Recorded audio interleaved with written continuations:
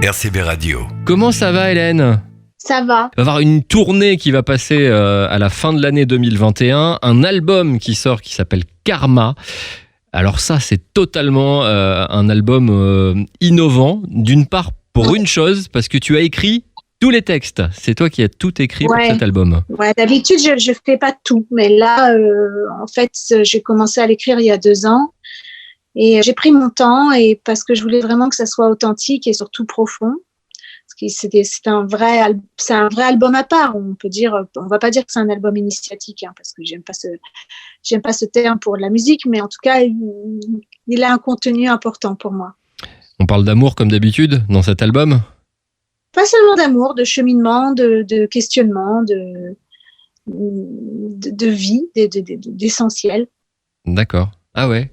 Et alors, pourquoi cette fois-ci et pas avant tu décides de tout faire toi-même parce que tu avais des choses à dire et que tu savais pas, tu pensais que ceux qui avaient l'habitude d'écrire pour toi ne le feraient pas de la bonne façon ? Non, c'est pas ça. C'est parce que, d'une part, les maisons de disques demandent très souvent des albums de reprise parce que tout le monde devient frileux.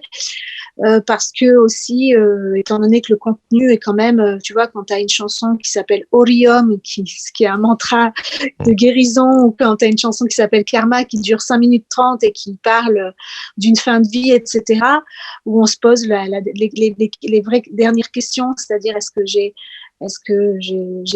été quelqu'un? Est-ce que j'ai su vraiment aimer? Qu'est-ce que j'ai fait de cette vie?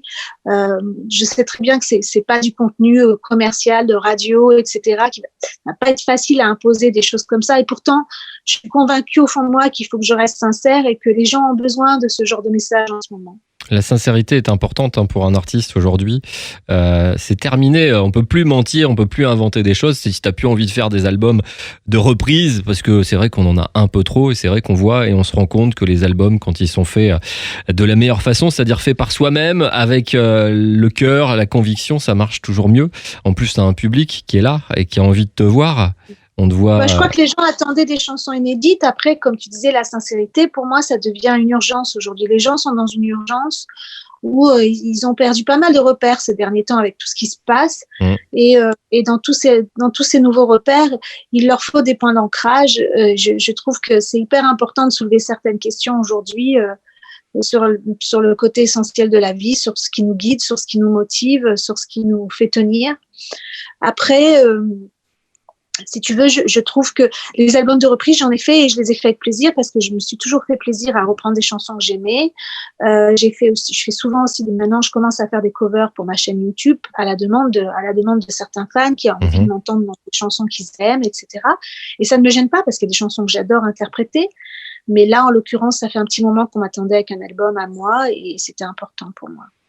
Mathieu, pour la musique. Ouais, exactement. Et là, ça va donner quelque chose de plutôt sympa. Mais déjà, pourquoi s'appelle-t-il Karma, cet album ? Alors du coup, c'est le premier titre qui est né en fait, c'est celui qui m'a donné. Pour être très honnête, j'avais commencé l'écriture d'un bouquin sur la force du mental et la pensée positive. Et où vraiment j'ai vécu une vraie quête intérieure, où j'ai fait une introspection, il y a eu un vrai questionnement et je me suis dit et pourquoi pas exprimer ça en musique aussi à ce moment-là, et quand la musique de Karma a été faite, pour moi c'était une évidence, c'est-à-dire que c'était une chanson qui parlait, ça y est, on est sur le chemin, on se rapproche de la fin. Qu'est-ce qu'on a fait? Qu'est-ce qu'on va faire du temps qui reste? Et pour moi, c'est pas qu'à l'échelle personnelle, c'est à l'échelle mondiale. C'est-à-dire, qu'est-ce qu'on va faire là dans les prochaines années du monde dans lequel on vit? Est-ce qu'on va faire les bons choix? Parce que si on fait pas les bons choix, ça va devenir dramatique, je pense, quoi. Ouais, c'est clair. Non, c'est tout à fait. Cet album a été fait et démarré avant la Covid-19, en plus, avant tout ça. Exactement. Et c'est assez bizarre parce que j'ai quelques personnes qui ont pu entendre l'album là et qui savent à quel moment j'ai commencé à l'écrire et qui m'ont dit c'est fou parce qu'en fait c'est un album prémonitoire que tu as écrit. En fait, moi, j'ai toujours, ça fait un petit moment que j'avais l'impression on arrive à la fin d'un cycle. Et j'ai l'impression qu'on arrive à la fin d'un cycle, mais tu sais, c'est pas grave d'arriver à la fin d'un cycle si on redémarre un cycle meilleur.